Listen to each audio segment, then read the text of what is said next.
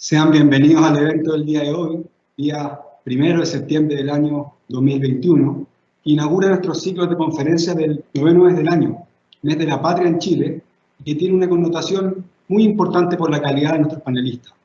No podemos negarlo, tenemos grandes expectativas de este encuentro y que nos permita entender mejor el mar de fondo de la economía local y también mundial, saber hacia dónde transitamos transversalmente, no solo en lo que a mercados financieros, que es directamente nuestro rubro, sino que también el motivo de la mayoría de estos seminarios, sino que también, como les decía, analizar el impacto que tienen las diversas políticas económicas en un contexto social, su influencia en el crecimiento y también, en definitiva, en el desarrollo de la sociedad. Como hemos anticipado en nuestros medios y también en todas nuestras redes con clientes, nos acompañarán en esta sesión tan especial dos personajes muy reconocidos de la habla hispana, de los países del área andina y, desde luego, en sus respectivos países. Hemos querido llevar este evento a un formato de pregunta y conversación para rescatar de la forma más natural posible el mensaje de ambos panelistas, Juan Carlos Ureta y Vittorio Corbo. Y aunque ambos nombres les parezcan familiares y no requieran de mayor introducción, no pasaré de presentar a ustedes a Juan Carlos Ureta, economista y abogado de la Universidad de Deusto en Bilbao, fundador del grupo Renta 4, presidente de Renta 4 Banco, y así como también presidente del directorio de Renta 4 Corredores de Bolsa en Chile, quien sigue muy de cerca desde España los acontecimientos de nuestro país. Y también estamos muy contentos de contar con la presencia de Vittorio Corbo, ingeniero comercial y doctorado de Economía en el MIT, quien es una voz autorizada y muy respetada en nuestro país, destacado expresidente del Banco Central y reconocido del año 2006 como el banquero central de ese año a nivel mundial. Como podrán anticipar, y en algunos minutos más tenemos la confianza que se volverá evidente, hemos puesto todo nuestro esfuerzo en llevarle un evento de primer nivel, con temáticas de una relevancia casi imposible de cuantificar y quedará grabado para la historia y que en el futuro se podrá revisar y seguramente seguiremos aprendiendo con las visiones que se van a proyectar en este encuentro y también todo ese contenido profundo de sus reflexiones que logran simplificar temas ciertamente complejos y que son estructurales en la discusión financiera, económica, política y también social.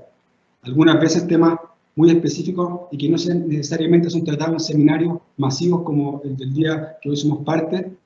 Y por eso hemos considerado que es tan relevante tratar estos temas tan delicados con dos personas que nos pueden presentar un programa muy completo, un diagnóstico muy preciso y las conclusiones seguramente adecuadas que, además de permitirnos tomar decisiones de inversión mejor fundadas, también nos van a permitir encontrar mejor el curso de los hechos actuales que guían la economía y también a la sociedad en su conjunto.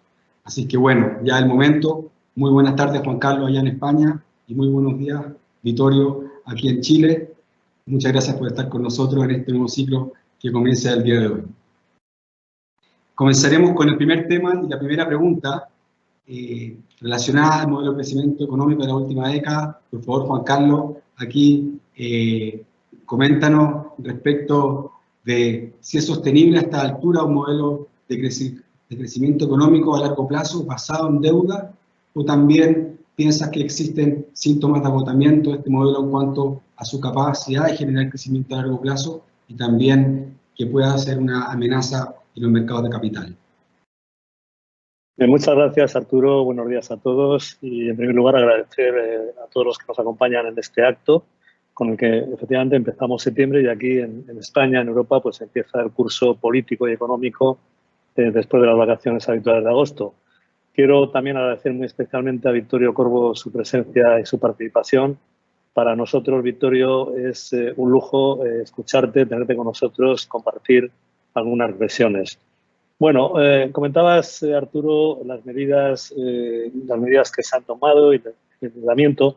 Bueno, las medidas extraordinarias que se tomaron tanto en el año 2008 con la crisis financiera como especialmente en el año 2020 con la crisis provocada por el COVID, en principio se plantearon como medidas pasajeras, transitorias, medidas de choque para contrarrestar una caída de la actividad provocada por un shock externo, por la quiebra de Lehman el año 2008 y luego por el COVID el año 2020. Pero se han mutado, es decir, han cambiado y ahora ya se plantean efectivamente como medidas más permanentes en el tiempo y además el objetivo también cambia. Ya no es superar un shock, sino que es generar crecimiento económico. Ahora ya los planes pues que está poniendo en marcha, por ejemplo, la administración Biden en Estados Unidos, etcétera, son planes que pretenden generar crecimiento económico. Esto es especialmente claro en el mundo post-COVID, porque la idea es, bueno, vamos a transformar lo que ha sido una tragedia en una oportunidad. Y la oportunidad es que podemos transformar la economía hacia una economía más verde, más digital, más sostenible, lo que llama el Foro de Davos el gran reseteo de la economía, ¿no? Entonces, la idea es, bueno, tenemos dinero porque los bancos centrales lo pueden fabricar, entre comillas, y además sabemos cómo utilizarlo porque sabemos que hay que utilizarlo hacia una economía más verde, más digital, más sostenible, todo eso que se llama a veces el Green New Deal, ¿no? Como el New Deal que hizo Roosevelt, pero en verde, ¿no? Entonces, lo que subyace es, bueno, pues todo esto es maravilloso, ¿no? Pero, claro, la derivada también es que se genera una enorme cantidad de deuda, tanto privada como sobre todo pública. Y de hecho, de facto, no de jure, pero de facto, tanto en Europa como en Estados Unidos, estamos en un modelo de monetización permanente y estructural de la deuda. ¿Eso es bueno o es malo para el crecimiento? Bueno, pues a corto plazo, evidentemente, genera un impulso muy fuerte, la reactivación de la economía. A medio plazo y a largo plazo, el crecimiento se basa en la productividad. Y, por tanto, la deuda, el dinero barato, bien utilizado y si genera productividad de la economía, es fenomenal. Pero la deuda mal utilizada, el dinero barato mal utilizado, es nefasto para la economía y a medio y a largo plazo no va a generar crecimiento económico. Por tanto, hoy por hoy el consenso que reflejan los mercados financieros es, bueno, vamos a utilizar bien toda esa enorme deuda. Pero la verdad es que la experiencia histórica, la historia nos demuestra que cuando se ha generado excesiva deuda y dinero barato, pues no se tiende a utilizar bien. Y también nos demuestra, y en eso espero que luego tengamos ocasión de entrar, que a veces los mercados son los que asignan bien los recursos y no el sector público. Y entonces, hoy por hoy, como digo, la expectativa es muy positiva y es muy positiva también basada en que estamos en una revolución muy innovadora de la tecnología. A nivel tecnológico vivimos una revolución tecnológica espectacular, muy innovadora, muy disruptiva, que ayuda pues, a esa mejora de las cosas y a esa mejora de la productividad. Pero, en mi opinión, es decir, hará falta una enorme cantidad de crecimiento para poder salir de ese bucle en que nos ha metido las políticas monetarias de una enorme deuda. Y la verdad es que llevamos ya pues bastante tiempo en que las políticas monetarias de expansión de la deuda no conviven con un crecimiento más bien a la baja, conviven con un crecimiento a la baja y, por tanto, no estamos viendo como cosa de largo plazo. Otra cosa, como digo, es la reactivación a corto plazo, ¿no? La reapertura de la economía. Pero a largo plazo no estamos viendo una mejora del crecimiento de la economía. Estamos viendo esa que algunos llaman incluso estancamiento secular o esa tendencia a menores niveles de crecimiento. Bueno, vamos a ver, vivimos, como digo, una revolución innovadora, pero también es verdad que esa revolución tan innovadora lo que hace es generar crecimientos de nicho, es decir, genera crecimiento por segmentos. Estamos viviendo una enorme creación de valor en algunos sectores, obviamente el tecnológico y también otros, pero también una destrucción de valor en sectores más tradicionales y una succión de valor. Y todo eso requiere una transformación, una gestión de la transformación que no es fácil. Y todo eso además complica la efectividad de las políticas monetarias y fiscales y de las políticas de expansión de deuda. Tanto yo, para acabar mi tiempo de intervención, lo que diría es, bueno, tenemos ahí una gran incógnita de si esa deuda se va a transformar en crecimiento sostenible o no, y podemos tener dudas razonables y se ha generado una cantidad muy grande, quizás excesiva, de deuda. Gracias, Juan Carlos. Por favor, don Vittorio, adelante. O sea, comparto las preocupaciones de Juan. Primero, muchas gracias por la invitación. Primero, comparto muchas de las preocupaciones de Juan Carlos.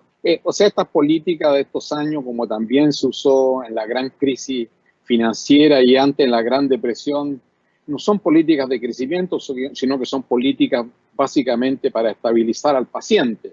Entonces, es básicamente para mitigar los efectos en hogares y en empresas, para que el aparato productivo no se destruya.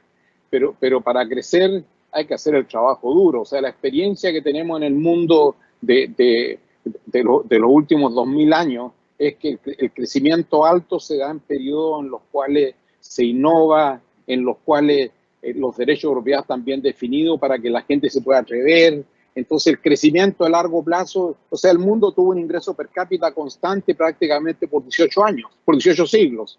O sea, a fines del siglo XVII, el 90% de la población vivía bajo la línea de pobreza. el crecimiento partió con innovaciones. Entonces, ahora esta crisis nos deja primero con una gran herencia que hay que enfrentar, los abultados déficits fiscales, para una vez pasada la crisis, quedar las bases para crecer de nuevo. Y esas bases requieren, entre otras cosas, recuperar la estabilidad, que hoy día está bajo peligro por la excesiva liquidez que hay en la economía, los grandes riesgos que hay en el sistema financiero con estas tasas bajas y buscando retorno, y los altos niveles de endeudamiento, y un exceso de liquidez en la economía por la expansión de los bancos centrales. Entonces, el reto para crecer hoy día, hay oportunidades por los avances tecnológicos, pero el reto para crecer hoy día es volver a los fundamentos del crecimiento a largo plazo. Y eso tiene que ver, entre otras cosas, con, como decía al comienzo, crear las condiciones para innovar, al mismo tiempo todo lo que tiene que ver con las economías más competitivas, porque en muchos sectores se han creado grandes poderes monopólicos que lo que hace difícil innovar, el que quiere entrar al sistema. Entonces lo que requiere es volver a los fundamentos, y los fundamentos se crece con productividad, se crece con inversión y se crece con crecimiento en el trabajo aumentado en capital humano.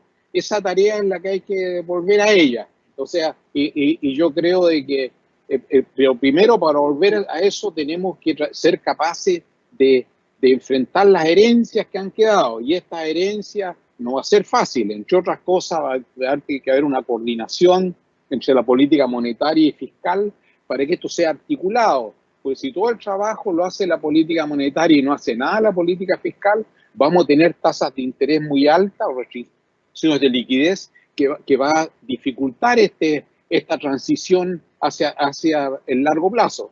Entonces yo creo de que hemos sorteado la crisis muy bien, en el sentido de que muchas economías, entre ellas Estados Unidos y también China y también la economía chilena, ya recuperó su nivel de actividad que tenía antes de la crisis. Pocos países lo pueden decir todavía, pero ahora el riesgo es de que esas políticas que sirvieron en la emergencia, el riesgo es que nos engolosinemos y no seamos capaces de resistir las presiones que van a surgir cuando uno empieza a retirar los estímulos. Entonces no hay duda que en una fiesta, cuando el padre empieza a retirar el alcohol porque ve mucha gente sonriendo y quebrando vasos, en ese caso el padre es mal recibido, que viene a echar a perder la fiesta. No, ahora lo que queremos es pasar esta etapa. Lo que necesitamos es crear las bases para el crecimiento a largo plazo. Y esas bases de crecimiento a largo plazo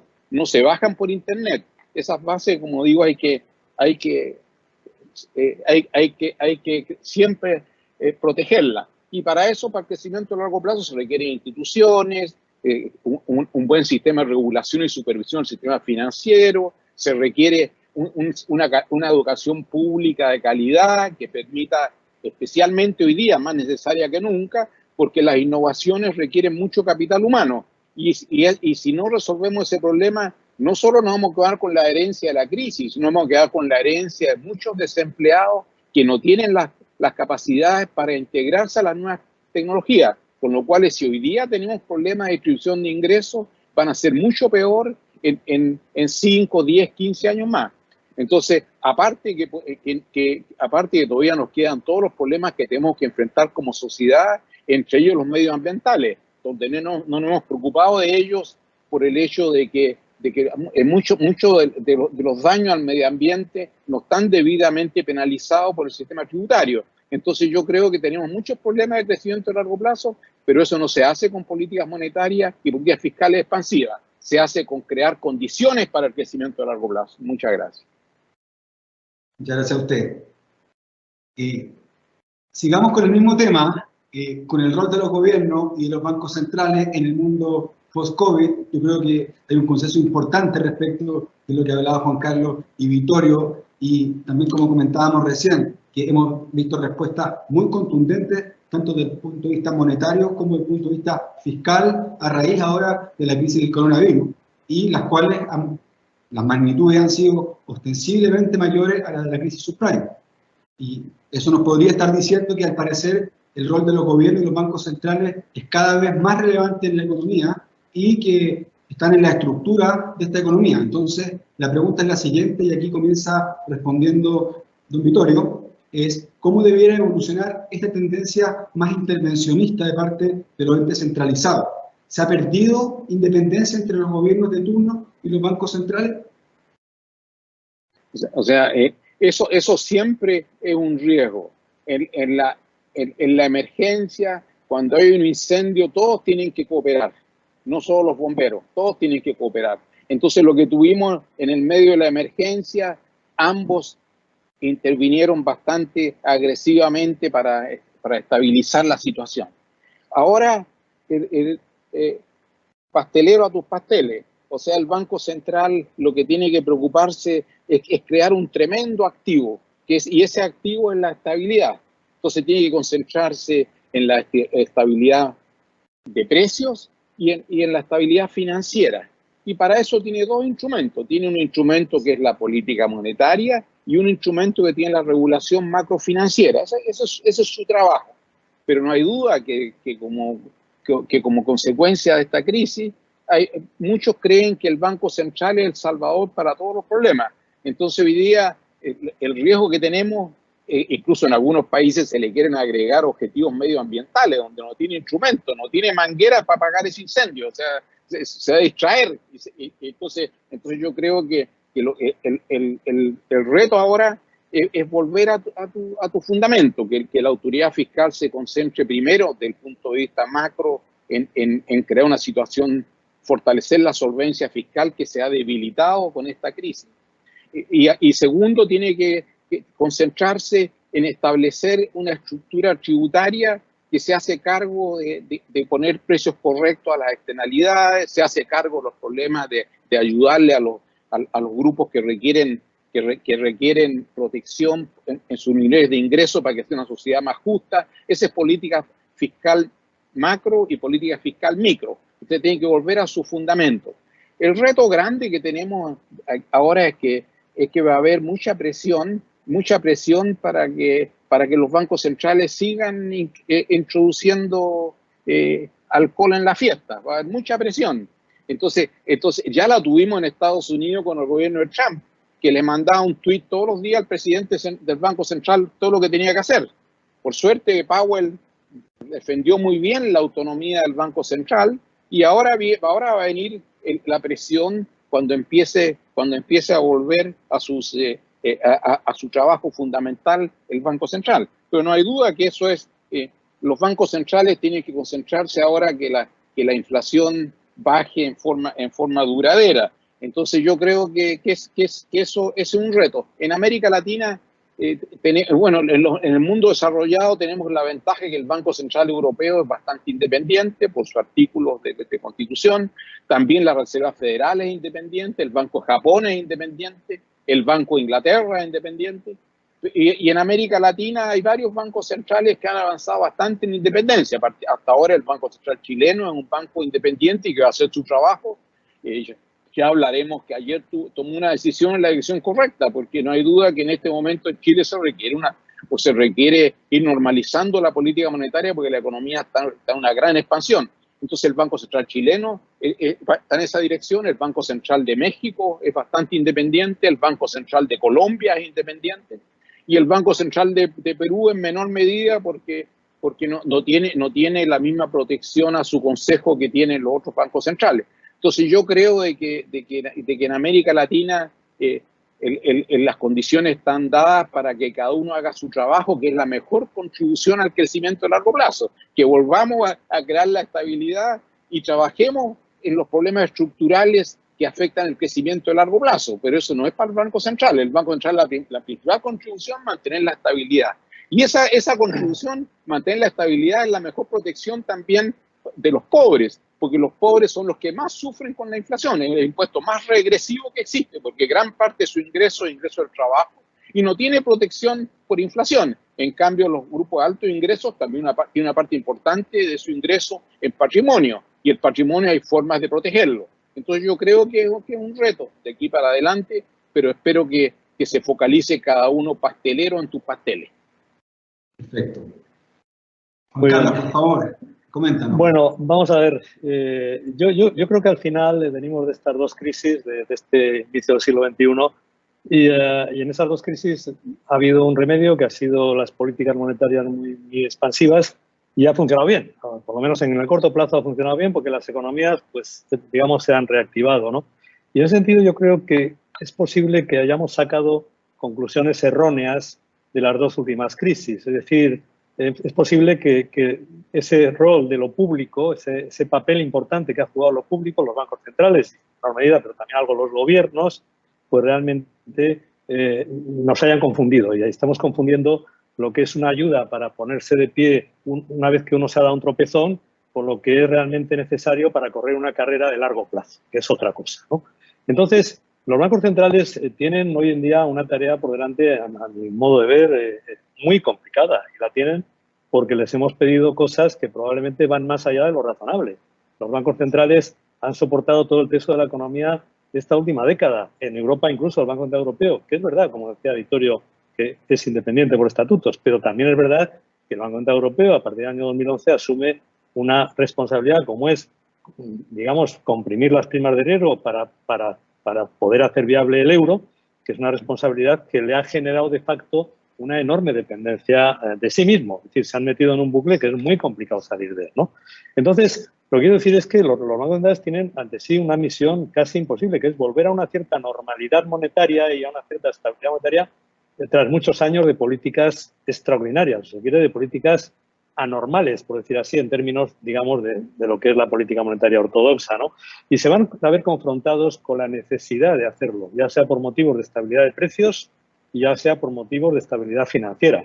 Creo que se van a ver confrontados con la necesidad de hacerlo. ¿Se puede hacer? En mi opinión, sí, pero va a haber costes inevitables. Y hoy lo que veo es que, por ejemplo, la Fed actual, la Fed de Powell, que efectivamente Powell ha resistido muy bien esas presiones, resistido muy bien esas presiones de Trump, pero hoy en día está en un bucle complicado en el que se ha metido un poco la propia Fed. Es decir, bueno, ha asumido unas funciones, unos compromisos que va a ser muy difícil que puedan mantener, porque si quieren normalizar la política monetaria va a haber costes, va a haber costes inevitables, ¿no?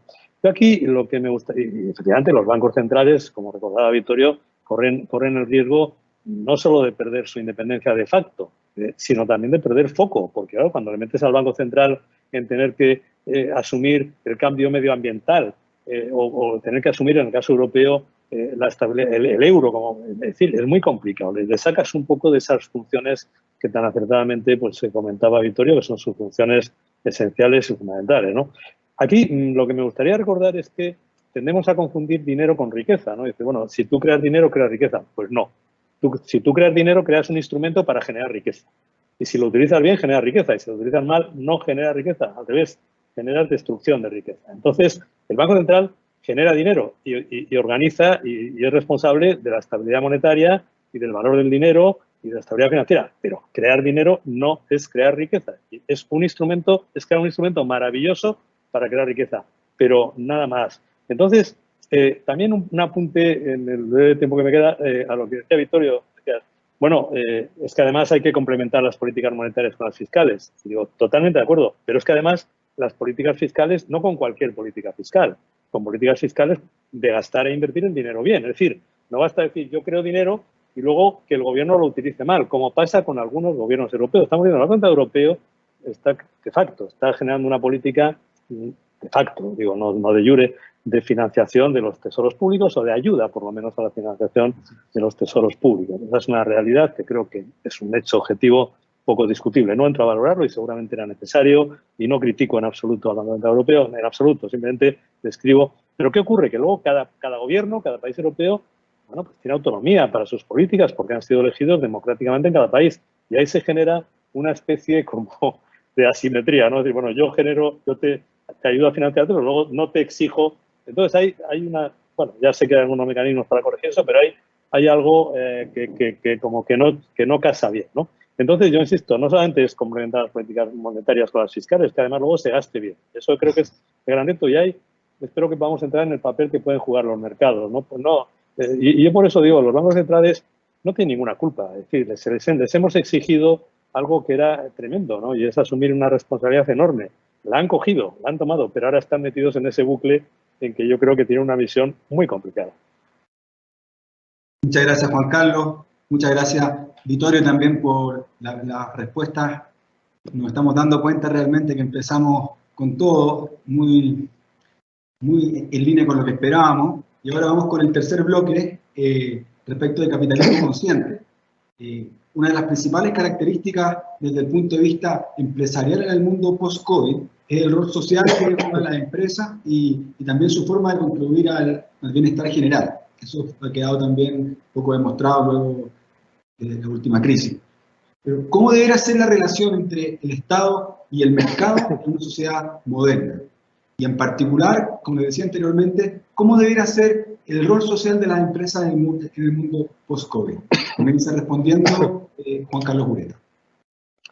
Bueno, pues vamos a ver, empezando por esto último, ¿no? El rol social de las empresas, ¿no? Yo creo que el siglo XXI y sobre todo la crisis del COVID, la pandemia, nos ha traído una lección muy importante. Nos ha traído una lección muy importante a quienes pensamos, como pienso yo y como pensamos en Renta 4, que la economía de mercado, el capitalismo, si se quiere, es la mejor manera de generar prosperidad y bienestar. Y esa lección es que si no conseguimos niveles aceptables de bienestar general, no vamos a conseguir tampoco bienestar y retorno individual.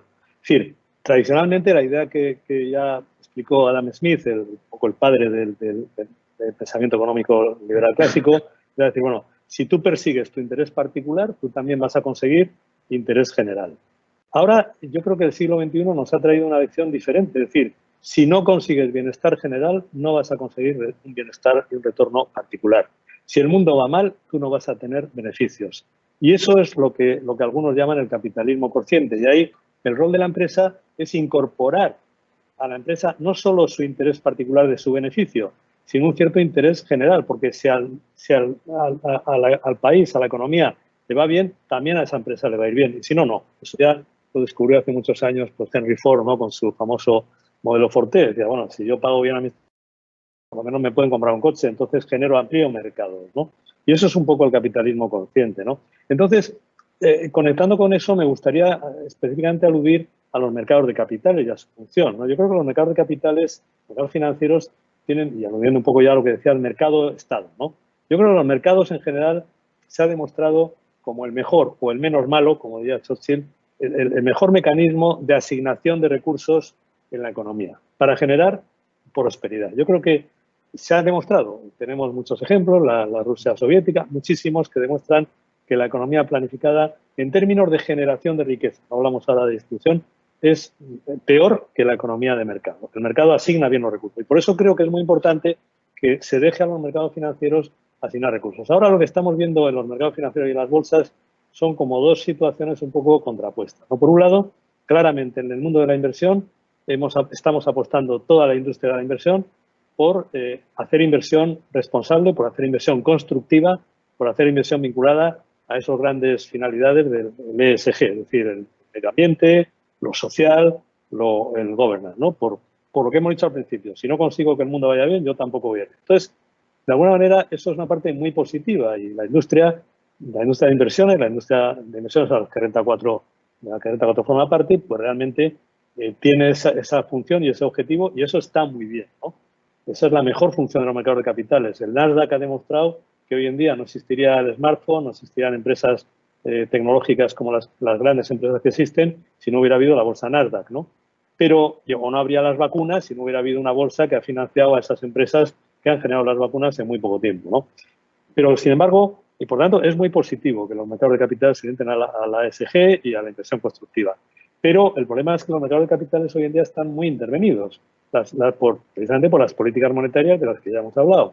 Las primas de riesgo prácticamente se han distorsionado de una manera muy grande y eso es un problema. Estamos viendo fenómenos especulativos, los meme stocks que han surgido en Estados Unidos con estos movimientos de las redes sociales, de los minoristas pues provocando movimientos totalmente alejados de los fundamentales, los SPACs, fenómenos especulativos, ¿no? Y eso aparta a los mercados de capitales de la función que les es propia. De nuevo, se demuestra que cuando hay mucho dinero barato se tiende a utilizar mal. Entonces, yo te diría, respondiendo a la pregunta, Arturo, Bueno, primero, el rol de las empresas ha cambiado y ha cambiado por ese capitalismo consciente. Segundo, los mercados de capitales, los mercados financieros, tienen que cumplir una función de asignación de recursos teniendo en cuenta la inversión con impacto social, la inversión constructiva. Por la misma razón, tenemos que conseguir que el mundo vaya bien para que nuestras empresas también vayan bien. Y ahí la industria financiera está comprometida. Si nosotros como Renta 4, tú lo sabes muy bien, Arturo, estamos en Chile, es porque estamos muy convencidos de que la inversión y los mercados de inversión son la palanca más potente para, junto con la educación, para mejorar una sociedad, para mejorar la vida de las personas. Y creemos que todo lo que sea mejora de los mercados de capitales en Chile, todo lo que sea mercados de capitales más abiertos, más modernos, con mayores herramientas, es muy bueno para la economía. Y por tanto, pero hay que dejar que los mercados de capitales cumplan esa función. No los podemos intervenir tantos. Esa es mi opinión. Muchísimas gracias, Juan Carlos. Por favor, Vittorio. Yo básicamente quiero complementar parte de los argumentos que muy bien ha presentado Juan Carlos. Primero, no hay duda que el capitalismo de mercado es el mejor modelo que conocemos hasta hoy día para progresar. Eso es lo que permitió este gran salto que tuvimos, como decía, en el ingreso per cápita, que se empezó hace 150 años, empezó a desarrollarse un capitalismo de mercado. O sea, el capitalismo de mercado es lo que ha permitido. Y la experiencia que hemos visto en la práctica, especialmente en el siglo pasado, con modelos alternativos, todos han partido muy bien, con buena prensa y buena propaganda, pero todos han terminado. No olvidemos que la Unión Soviética no perdió ninguna guerra, perdió la única guerra de darle de comer a su gente y ser capaz de producir bienes de forma eficiente. Esa fue la guerra que perdió. Se cayó sola, no se cayó como pasó en la Segunda Guerra. Entonces yo diría que en eso no hay, hoy día, el reto es que el capitalismo es capitalismo de mercado. Y el capitalismo de mercado requiere que los mercados de capitales funcionan bien, pero también los mercados de bienes y de servicios. Y muchas veces confundimos capitalismo de mercado, lo confundimos con un sistema básicamente capitalista. Pero el capitalismo tiene que ser un capitalismo de mercado y eso requiere competencia en todos los niveles de la economía. Y el camino más eficiente que hemos descubierto hasta hoy día, y puede que salga uno nuevo, con la inteligencia artificial y otras cosas, pero no vamos a especular en eso porque no hay que tratar con los caballos que uno tiene. Y de los caballos que uno tiene, es el mejor de todos, sin ninguna duda. Ahora, la crisis del COVID, la crisis medioambiental y los problemas de exclusiones y distribución de ingresos han llevado a reexaminar el sistema de capitalismo de mercado y en particular el rol de la empresa también, del mercado y del Estado en la sociedad, donde tenemos que ajustar todas estas cosas, porque no hay duda que en los países avanzados, especialmente el progreso de una parte importante de la población que no tiene el capital humano para funcionar esta sociedad, ha llevado a un deterioro en la distribución del ingreso, y una sociedad así, con descontento, no es fácil progresar para ningún sistema económico. Entonces el reto es cómo se incorpora eso, pero y para eso incluso en los objetivos de la empresa, por mucho tiempo el objetivo básico era maximizar el retorno de los accionistas. Hoy día el objetivo básico es también preocuparse también no solo del retorno de los accionistas, sino que también de otros grupos relacionados con la empresa, los más importantes, los trabajadores, los consumidores, los proveedores, y también preocuparse en forma creciente de un problema que tienen todos los países hoy día y que lo hemos visto en forma dramática en los últimos 2 años, los problemas medioambientales. Entonces hoy día crecientemente las empresas están preocupadas de cómo gestionan bien el uso del agua, cómo gestionan bien la producción de daños al medio ambiente, donde ese es el rol de la empresa. Pero el Estado también tiene un rol fundamental, que es tratar de poner los precios correctos en el caso de la destrucción del medio ambiente. Pero el Estado ha sido incapaz de implementar políticas que lleven a ponerle precios correctos a las externalidades. Hemos hablado por años con respecto al impuesto, a la externalidad negativa que se crea por emisiones carbono, pero no encuentra su espacio en un instrumento que es fundamental para asignar recursos. Y ese instrumento fundamental tiene que ver con un impuesto a la externalidad que se crea. Eso es parte de esta nueva preocupación. Y la preocupación por mejorar la distribución del ingreso e incorporar a una parte mayoritaria de la sociedad en los beneficios del crecimiento pasa por un rol insustituible del Estado en la calidad de la educación pública. Entonces ahí hay un rol del Estado. Entonces estamos reexaminando el rol social de la empresa en forma correcta. De hecho, lo hemos visto el rol social de la empresa en forma dramática en la crisis del COVID, donde empresas han reasignado su estructura de producción para producir insumos para combatir la pandemia, producir alcohol o producir al mismo tiempo colaborar en producción, cambiar de productos industriales a ventiladores. Entonces, esa es contribución a los problemas de la sociedad. El problema de mediano plazo es contribuir a estos problemas acuciosos que tenemos hoy día. Y eso no está la empresa por su lado. La empresa no puede progresar sin una sociedad que progrese. Pero no hay sustituto al mecanismo de mercado. No hay sustituto que se ha inventado hasta el día de hoy. Gracias, Vittorio. Y pasemos al cuarto bloque de las perspectivas de inflación.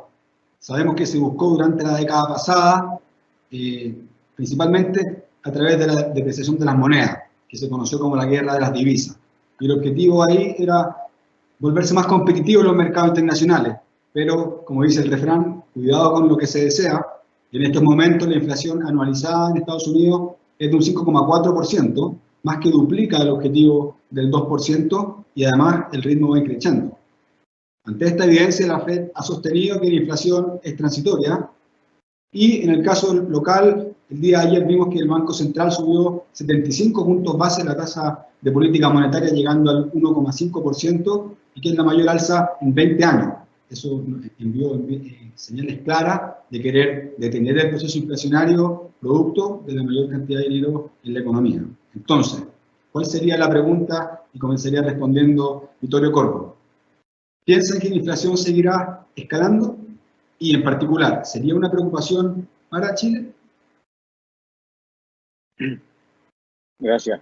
Yo partiría sin ninguna duda que en la etapa inicial el alza de la inflación tuvo que ver con una fuerte expansión de la demanda, no solamente por las medidas de mitigación, de apoyo a familias y apoyo a empresas, sino que también por el hecho que tuvimos un cambio importante en la composición del gasto. Como no estaban disponibles los servicios, la gente en vez de viajar se compraba un computador para poder trabajar desde la casa. Entonces una presión muy grande sobre bienes. Entonces ese aumento sobre los bienes se encontró con una oferta bastante restringida por acceso a insumos, o porque no estaba la previsión de los stocks necesarios para satisfacer ese salto en demanda.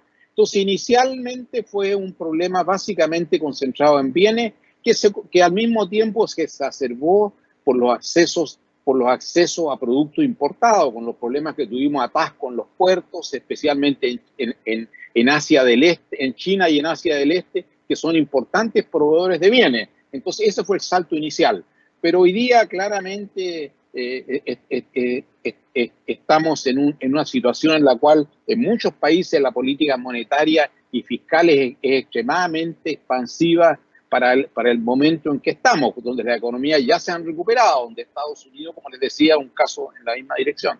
Entonces ahí el reto es ir retirando estímulos monetarios. Todavía en Japón no es preocupación, porque Japón ha estado 30 años con inflación que han tratado de llevarla a la meta y han fracasado estrepitosamente, pero todavía tiene inflación muy baja. Pero ya pasó la meta de inflación en el caso de la zona euro, y también la ha pasado bastante, incluso lo reconoció el presidente de la Reserva Federal el viernes pasado, que el objetivo de llevar la inflación a la meta, que para ellos hoy día es una meta de inflación promedio en torno al 2%, ya está cumplido. Pero ellos son bastante más ambiciosos, tienen también un objetivo de crear pleno empleo. donde hoy día nadie sabe lo que es el pleno empleo con el tremendo cambio estructural en el mercado laboral. Entonces yo creo que ellos van a estar bastante más enredados, pero igual ya prometieron ir disminuyendo la compra de bonos, que es la expansión cuantitativa, y la alza de tasas viene más adelante. Entonces yo creo que ese es un problema. En el caso de Chile, el caso es mucho más claro. En el caso de Chile, la economía chilena no solamente la inflación va hacia arriba, se encamina hacia el 5%, sino que al mismo tiempo también con la economía ya recuperada y vamos, este trimestre no solamente se ha recuperado el nivel de producto, sino que vamos a topar con la capacidad productiva, vamos a llegar al producto potencial. Entonces hoy día, y en camino, se acaba de aprobar una extensión de un subsidio universal. O sea, le estamos echando benzina a un incendio. Entonces, se acaba de aprobar ahora que empieza a operar ahora en septiembre. Hasta diciembre, otra transferencia más. Al mismo tiempo, se discute en el Congreso un proyecto para darle más liquidez a la gente, transformando sus ingresos, sus ahorros de pensiones, que es para financiar sus pensiones a largo plazo, en liquidez de corto plazo, donde parte de eso era consumo.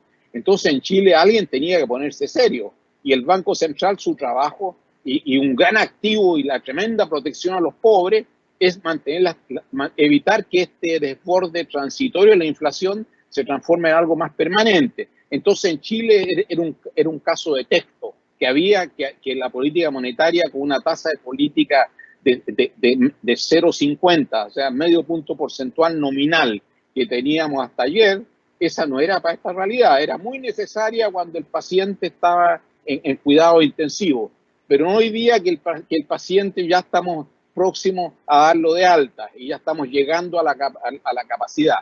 Entonces en Chile había que avanzar en esa dirección. Y como dijimos antes, en otros países va a ser más complicado, como también Juan Carlos lo dijo muy bien. En el caso de Estados Unidos va a ser más complicado. Es complicado retirar el alcohol en el medio de la fiesta sin que reten al que lo retira, o lo reten o tenga otro tipo de agresión. Y eso es lo que vamos a estar observando en gran parte en Estados Unidos, pero en Chile tenía que hacer la pega y tenía que hacer el trabajo. Y eso es lo que hizo el Banco Central y todavía le queda trabajo por delante, porque la política monetaria es extremadamente expansiva para la situación en que estamos hoy día en el país. Completamente de acuerdo. Juan Carlos, por favor, adelante. Bueno, muy bien. Bueno, vamos a ver, el consenso actual a nivel global, ¿no?, es que la subida de precios experimentada en estos últimos meses es un fenómeno pasajero, es un fenómeno provocado por la reapertura de la economía, por esa salida en V de la crisis de la pandemia, como decía Vittorio, y por tanto el consenso es que es algo transitorio, así lo ha dicho también muchas veces la propia Fed y el presidente de la Fed, Powell, y que no se requiere, por tanto, todavía ningún tipo de reacción por parte de las autoridades monetarias. Me refiero a nivel global, ¿no? Luego hablamos de Chile, ¿no? Y en particular, sobre todo en Estados Unidos, ¿no? La Fed ha reiterado, esto es algo transitorio. De hecho, la Fed cambió ya el año pasado en Jackson Hole su objetivo de inflación para hacerlo, digamos, un objetivo de media de inflación de una década y no ya de un año, ¿no? Bueno, puede ser así. O sea, recordemos que esta es la primera crisis, al menos en Estados Unidos, en que la renta disponible de las familias durante la crisis, lejos de caer, ha subido. Ha subido porque han recibido el cheque, porque además tenían subsidios laborales, etc., y ha subido, ¿no? Bueno, la idea es, bueno, hay deflación estructural en el mundo porque tenemos la longevidad, tenemos la revolución tecnológica, que siempre es deflacionista, tenemos la globalización y todo eso genera una deflación de fondo y, por tanto, no nos preocupemos por este repunte de la inflación. Bueno, ese es el consenso. Yo particularmente diría que es un consenso demasiado, a lo mejor, wishful thinking, demasiado de un pensamiento benévolo, pero que no va a ser, a lo mejor no es así, ¿no? ¿Por qué ese consenso puede estar equivocado y puede venir una inflación mayor y más permanente y más estructural de la que se piensa, más tipo la que vino en los 60, 70, ¿no?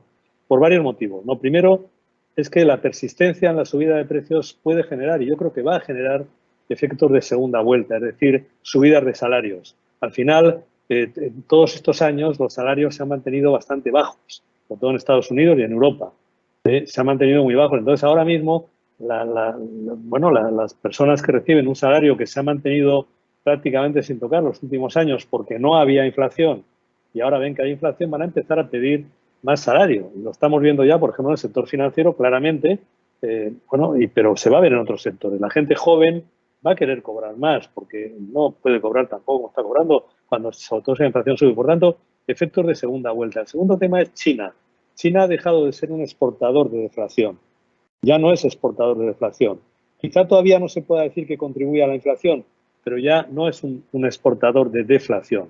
Y eso por tres motivos, ¿no? Primero, porque China sigue demandando materias primas y eso hace que suba el cobre, que suba la madera, que suba todas las materias primas, el petróleo, y hace que suban todas las materias primas. Segundo, por la subida del yuan. Cuando el yuan se debilitaba, China exportaba deflación. Si el yuan sube, China puede pagar más en términos comparativos y, por tanto, el fabricante alemán de coches puede permitirse subir algo más el precio, ¿no? Y tercero, por la propia subida de salarios en China, que ya es evidente, ¿no? Entonces, todo ese fenómeno que llaman in China for China, esa concentración en la propia China, genera más inflación, exporta más inflación, ya no deflación. Ese es el segundo motivo, ¿no? Efecto de segunda vuelta, China. El tercer motivo es el propio proceso de desglobalización. Cuando teníamos la globalización, pues bueno, eso generaba un elemento, digamos, de control de la inflación, ¿no? Porque había esos trabajadores asiáticos o chinos que trabajaban más barato, etcétera, pero ahora ya no. Estamos en la política de bloques, estamos en la desglobalización y, por tanto, esos tres factores creo que pueden hacer que ese juicio un poco benévolo de no, la inflación es algo transitorio, pues al final sea algo más estructural, ¿no? Y luego Chile, ¿no? Yo no me atrevo a hablar mucho de Chile, menos en presencia de Vittorio Corbo, pero muy de acuerdo, ¿no? Yo creo que el Banco Central de Chile se va a enfrentar en esta segunda parte del año 2021 a un reto muy importante. Antes hablábamos del reto de los bancos centrales en general. Bueno, de Chile también. En todo apunta, todos los informes recientes que uno pueda leer sobre Chile apuntan a una gran subida de la demanda de consumo en la segunda parte del año. Porque va bien, porque el cobre ha ido bien, porque la economía está yendo bien, porque se han hecho las cosas muy bien y se está sabiendo. Entonces, el Banco Central de Chile va a tener un reto ahí muy importante. Ya ha empezado ayer con esta subida de tipos, que yo aplaudo también, como lo hacía Vittorio, creo que era necesaria, pero va a tener probablemente, como ha dicho Vittorio, la tarea no está terminada con esa subida de tipos, hace falta más. Entonces, ¿qué ocurre? Que a la vez va a tener que hacer todo eso mientras probablemente la Fed y el BCE van a mantener tipos, porque ya ha dicho la Fed que de momento, lo dijo Powell en Jackson Hole, no van a subir los tipos. Van a empezar a retirar liquidez, pero como no a inyectar tanta liquidez, no. Entonces va a ser complicado. Yo creo que el Banco de Chile tiene un nuevo reto, creo que lo hará fenomenal seguro, pero lo tiene y es muy grande. Gracias, Juan Carlos. Ya que estamos entrando en Chile, vamos al proceso político también, que se entrelaza, sabemos perfectamente, con el económico. El modelo chileno ha sido un ejemplo para el mundo entero durante las últimas 4 décadas por sus tasas de crecimiento, por su tratado de libre comercio, los incentivos de inversión y otros aspectos en general que han contribuido al clima de negocio. La pregunta es, ¿cuáles son las principales amenazas que en este proceso político, en el entendido que la redacción de una nueva constitución se enmarca en un proceso inédito en el país y que, por otro lado, cuestiona el modelo que ha demostrado éxitos evidentes por muchos años? Comienza respondiendo Juan Carlos Ureta. Muy bien, Arturo. Pues mira, yo con todo respeto, evidentemente, al proceso constitucional que hoy en día se está desarrollando en Chile, ¿no? Y con el mayor respeto a ese proceso, ya sea 155, creo, personas que tienen que elaborar esa nueva constitución. Realmente yo creo que el reconocimiento que Chile ha conseguido es muy valioso y es muy importante que no se ponga en riesgo ese capital de credibilidad que se ha acumulado. Creo que eso es importantísimo. El modelo chileno, tú lo has dicho, es percibido desde fuera como un modelo diferencial y como un modelo de éxito. Y, por tanto, ya ha generado además décadas de prosperidad bajo gobiernos de distintos signos, gobiernos más conservadores o más socialistas, pero ha generado décadas de prosperidad, ¿no? Y, por tanto, Chile, desde luego, yo creo que a la hora de hacer esa nueva constitución, creo que, con todo respeto, insisto, a ese proceso constituyente, debería ser consciente de que no se puede poner en riesgo ese capital acumulado, ¿no? Ahora bien, Chile vive, como otros países y como el mundo en general, Chile vive hoy en día un reto, un contexto social que cuestiona el contrato social que implícitamente ha funcionado los últimos 20 o 30 años. Estamos en un nuevo mundo, el mundo se post-COVID, el mundo del siglo XXI, y hoy en día se cuestiona ese contrato social. Hemos hablado antes del capitalismo consciente, hemos hablado de la economía abierta y la economía de mercado como la economía que mejor asigna recursos, pero hoy en día hay que ser consciente de que el debate pone más énfasis en la distribución, en la igualdad, en la equidad, que en el crecimiento. Entonces, yo pienso, y insisto con todo respeto y hablando desde fuera, pues no me atrevo a hablar mucho de Chile, pienso que también manteniendo ese capital increíble que ha conseguido Chile de una economía de mercado abierta, una economía institucionalmente estable, una economía con seguridad jurídica, con buen clima para desarrollar la iniciativa privada y los negocios. Creo que todo eso sigue siendo absolutamente esencial y necesario, pero además creo que los redactores de la Constitución y Chile debería buscar, y la ciudadanía chilena debería buscar un cierto reequilibrio hacia la sociedad. Y en particular, aquí me gustaría aludir a la educación. Lo ha dicho antes Vittorio, la educación es muy importante en la sociedad del conocimiento. La educación es fundamental en la sociedad del conocimiento. La sociedad del conocimiento necesita muchísima inversión en educación. Esto ya no va de invertir en fábricas, también, ¿no? Pero ya no va de invertir en fábricas o en activos de hard, ¿no? En activos físicos. Esto va de invertir en talento, en educación. Y yo creo que ahí Chile sí que tiene un reto, y lo pusieron en parte de manifiesto las protestas y el malestar que hubo en otoño del año 2019, y creo que además Chile, pues francamente, parte de una situación muy buena para afrontar todo ese reto, ¿no? Chile parte de una situación en la cual pues tiene una deuda pública muy baja, en torno a un 30 y tantos por ciento, 34% más o menos del PIB, tiene un gasto público como de un 27% del PIB y por tanto tiene una posición ventajosa, tiene una posición muy buena. Chile conecta con China, Asia, Chile tiene una posición ahí muy ventajosa y que yo creo que los redactores de la Constitución pues tienen que ser conscientes de mantener ese capital político, ese capital de la economía de mercado y que tiene Chile, y por otro lado también de hacer ese reequilibrio hacia lo social. Teniendo en cuenta, creo que esto es importante, que no va a haber capacidad de distribución si no hay generación de crecimiento. Es decir, que si no hay crecimiento como primera línea, luego no se puede distribuir nada. Y que el crecimiento que lo genera básicamente la iniciativa privada, la economía de mercado, por supuesto, con el Estado como regulador, con el Estado poniendo las reglas de juego, con el Estado haciendo su política fiscal y su política distributiva y sus políticas sociales, pero generando crecimiento y riqueza en la economía privada, en esa productividad, en ese crecimiento de mercados. Eso es un poco lo que yo creo que es la clave, ¿no? Y por eso me atrevo a decir que hoy Chile tiene, yo creo que una oportunidad muy buena, ¿no? Y los redactores de la Constitución y hoy en día en ese momento político que hay también de reforma política que en España se vivió hace ya unas décadas, ¿no? Y afortunadamente creo que se acertó y eso ha generado décadas de prosperidad. Yo creo que Chile tiene también la oportunidad pues de hacerlo muy bien y por eso creo que manteniendo esa economía institucionalmente estable y esa economía de mercado, pero a la vez con ese reequilibrio hacia políticas sociales. Ojalá vayan por ahí los redactores de la Constitución, ojalá también la ciudadanía chilena vaya por ahí. Creo que es una oportunidad muy buena la que tiene Chile y no torcerse hacia eliminar lo muy bueno que se ha hecho en Chile en estas últimas décadas, ¿no? Gracias, Juan Carlos. Por favor, adelante, don Vittorio. O sea, me gustaría complementarlo de Juan Carlos. O sea, no hay duda que Chile tiene grandes fortalezas y también debilidades. Y el reto es proteger las fortalezas y enfrentar las debilidades. Ese es el reto frente a esta sociedad con todas estas presiones que han surgido en los últimos años. El reto es hacerse cargo de ese malestar identificando correctamente las causas. O sea, cuántas de esas se pueden arreglar a través de un proceso constitucional. O sea, primero, no hay duda que el gran éxito chileno, como lo hemos repetido varias veces, tiene que ver con la institucionalidad macro financiera, una regulación de primer nivel. Nosotros no hemos tenido ninguna crisis, ningún país europeo lo puede decir, ni Estados Unidos, ni Japón, ninguna crisis financiera desde la mitad de la década del 80, de la década pasada. Entonces no hemos tenido ninguna crisis financiera. Hemos tenido una cosita en la esquina, una cosita allá, pero nada sistemático en el sistema financiero.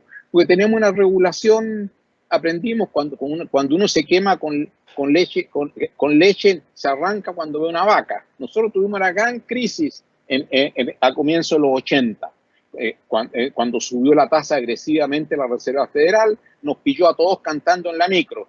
Frenó la micro y nos pegamos todos contra el parabrisas. Eso ya pasó de eso aprendimos.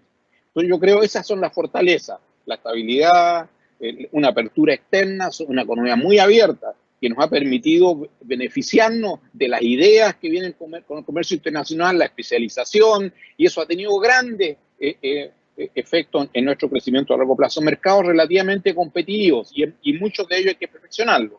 Y también un marco institucional en Chile que ha sido pionero en el desarrollo de la infraestructura, con una cooperación público-privada. Tenemos carreteras que han mejorado significativamente y aeropuertos en los últimos 20, 30 años.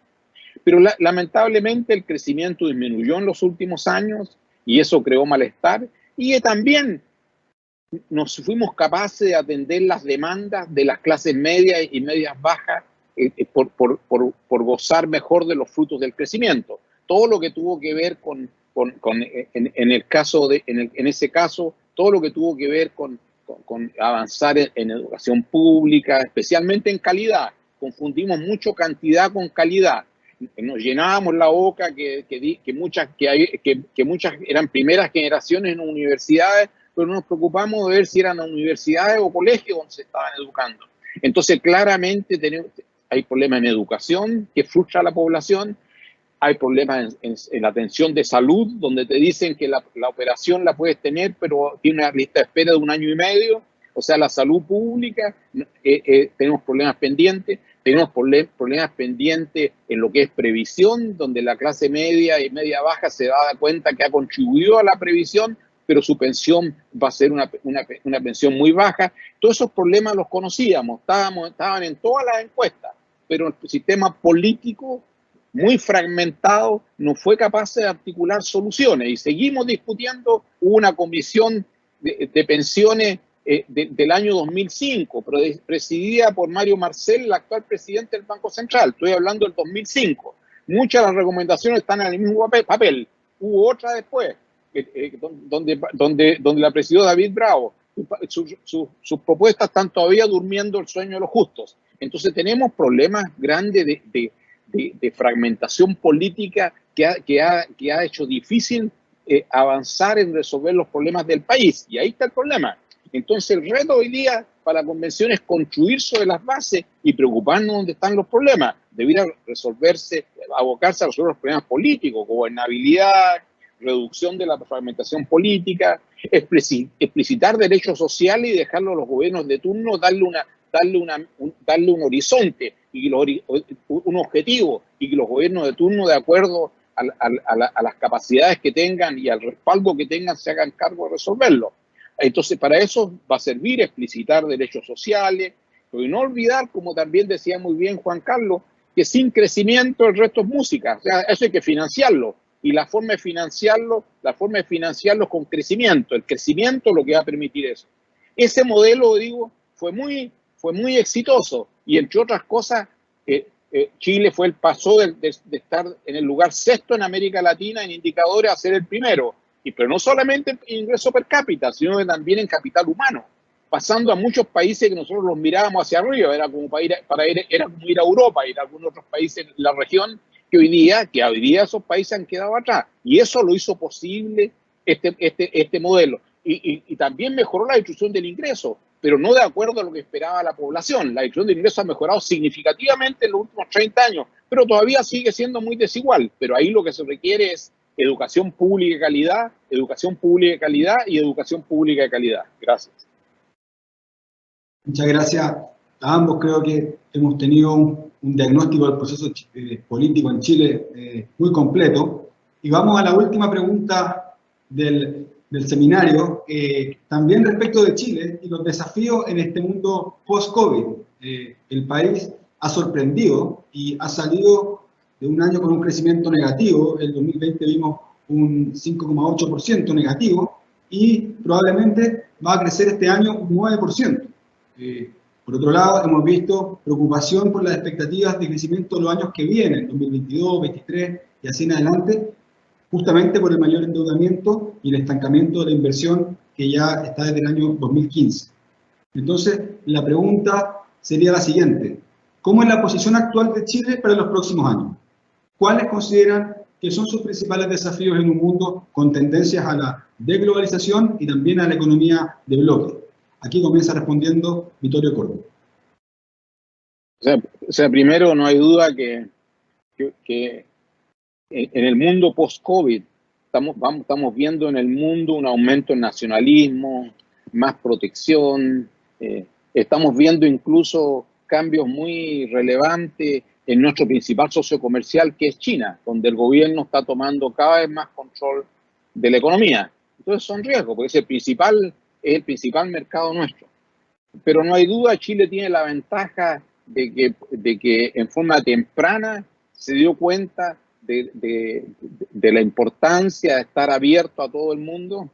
Eso comenzó en el gobierno militar, pero con mucho coraje, un gran salto adelante en la transición a la democracia. No olvidemos que un salto importante en apertura se hizo el primer año del gobierno del presidente Elwin, cuando el ministro de Hacienda era Alejandro Foxley, y otro gran cambio se hizo al final de la administración del presidente Frei Montalva, Frei Ruiz-Tagle. Entonces, Chile, y después para adelante, no solamente se conformó con la reducción unilateral de aranceles, que en Chile fue traumático, pero nos transformamos de producir todo en una villa a producir para el resto del mundo, con grandes ventajas de escala. Y eso fue una de las grandes reformas, junto a la estabilidad, que le dio el salto a la productividad. Estudios que hemos hecho de esa época, el gran salto vino por la innovación, asociado a eso, por la estabilidad, y asociado también por el hecho que nos abrimos al mundo.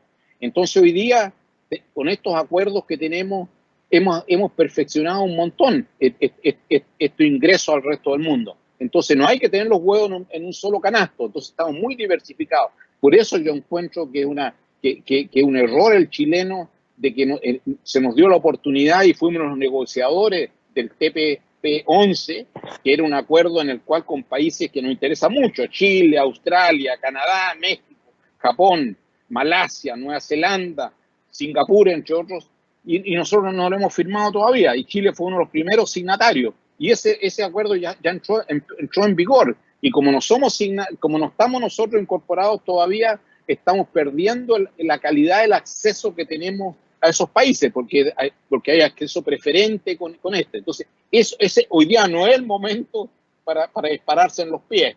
Y eso, como digo, lo negoció la segunda administración de la presidenta Bachelet, y se aprobó en las comisiones respectivas en el Senado, y está ahí esperando su aprobación. Entonces, ese es el reto. Entonces, yo creo que hoy día, en este nuevo mundo, lo que tenemos que hacer es seguir nosotros perfeccionando nuestro gran acceso que tenemos a un mercado mundial diversificado y hacer nuestra tarea interna. Pero no hay duda que este mundo post-COVID tiene el gran reto que tiene que ver con el hecho que los países están siguiendo iniciativas más proteccionistas, incluyendo, por suerte, que hoy día ha habido algunos cambios en el margen en Estados Unidos, pero sigue siendo hoy día Estados Unidos mucho más proteccionista que lo que era hace 5 o 6 años atrás. O sea, quedó una gran herencia del presidente Trump, alguna de ellas también del gusto también del presidente Biden. Y en las crisis surge una demanda muy grande por protección. Entonces, todo eso hoy día hace que este mundo post-COVID es más complicado. Pero Chile tiene la gran ventaja, con todos estos avances que se han hecho en estos años en tecnología, Chile tiene la gran ventaja de incorporarlo, especialmente en sectores en los cuales que ya hemos estado avanzando en forma importante, que es en el sector minero, donde tenemos grandes oportunidades para seguir metiendo tecnología. Entonces yo creo que estas innovaciones tecnológicas, digitalización, robótica, y también en un sector que va a tener una demanda creciente en el futuro, que es todo lo que tiene que ver con la agroindustria, donde en agroindustria hay mucho que tecnificar. Y entonces yo creo que Chile, en este mundo post-COVID, tenemos y en muchos mundos también, pero en el post-COVID especialmente, construir sobre lo que tenemos y estar consciente de que el entorno externo ha ido cambiando es menos abierto de lo que era antes, entonces aprovechemos los acuerdos que tengamos y materialicemos para que así no perder esa gran ventaja que tenemos que ha costado muchos años construirla. Totalmente de acuerdo. Por favor, Juan Carlos, la última intervención del Bueno, la verdad es que es difícil añadir mucho más a lo que ha comentado Vittorio, ¿no? Yo creo que, bueno, a ver, estamos en un mundo en que los retos para Chile y cualquier otro país, pero para Chile en particular, vienen de fuera y de dentro, pero yo creo que para Chile vienen más de fuera que de dentro, ¿no? Yo creo que los retos, el reto ese de la desglobalización y la tendencia a cerrarse sobre sí mismo, que la tiene Estados Unidos, como ha comentado Vittorio, pero también la tiene China en esa política nueva de in China for China, es decir, mirar más al mercado doméstico que a los mercados de exportación. Esa política de bloques no es buena para el mundo en general y para el crecimiento económico, pero está ahí, ese es un reto, ¿no? Y evidentemente es un desafío. El propio desafío de la salida y la normalización monetaria y la salida de esas políticas de deuda excesiva, que va a estar ahí y que, como antes decíamos, el Banco Central de Chile se va a tener que enfrentar probablemente a normalizar su política cuando la FED y el BCE no lo hacen, ¿no? Bueno, temas de ese tipo van a afectar, ¿no? Pero yo creo que Chile tiene un buen punto de partida. Yo creo que Chile se la juega, por decir así, en mantener esas fortalezas y no eliminarlas, esas fortalezas que ha tenido en su estabilidad institucional, en su economía abierta y de mercado y de establecer un buen entorno para la iniciativa privada. Chile tiene un nivel de deuda pública, como decía antes, de un 34%, que está muy bien. Ya lo quisiéramos tener en Europa, ya lo quisieran tener en Estados Unidos. Tiene un 27% de gasto público. No tiene ningún problema en incrementar, por ejemplo, hasta un 35% del gasto público para hacer políticas más estructurales tipo educación, que creo que insisto y hemos insistido, yo creo que Vittorio y yo mismo en este tema mucho, pero creo que eso va muy conectado con la nueva economía digital y con la nueva sociedad del conocimiento, ¿no? Por tanto, Chile no tiene problema, está muy bien, ¿no? Tiene quizá un poco elevada la financiación externa, eso es así, pero no tiene grandes problemas de estructurales, ¿no? Conecta con China-Asia, afortunadamente, porque China-Asia es la gran fábrica de crecimiento del mundo. Tiene buenas infraestructuras críticas de telecomunicaciones que le posibilita la sociedad digital, sin ninguna duda. Y, por tanto, bueno, yo lo único que diría, yo creo que, quizá por añadir algo, las políticas económicas deben orientarse más a políticas de oferta que de demanda, ¿no? Y yo creo que en eso no va a ser así en el mundo, porque en el mundo estamos viendo en Estados Unidos los grandes planes son todos muy de demanda, muy de estímulo a la demanda, pero creo que es importante reequilibrar las políticas económicas hacia reformas estructurales. En el caso de Chile hemos citado educación, quizá, bueno, pues todos los entornos de políticas sociales que generen una clase media mayor y una mayor estabilidad también social y eliminar esos especies de malestar social que se plasmó en el otoño 2019. Todo eso yo creo que Chile lo puede hacer y lo debe hacer. Y yo creo que Chile tiene la gran oportunidad de entrar de forma directa en la sociedad digital y de entrar de forma directa en el modelo de capitalismo consciente, que es un modelo muy siglo XXI y muy potente para mantener y renovar el capitalismo como forma mejor de creación de riqueza de la economía de mercado, ¿no?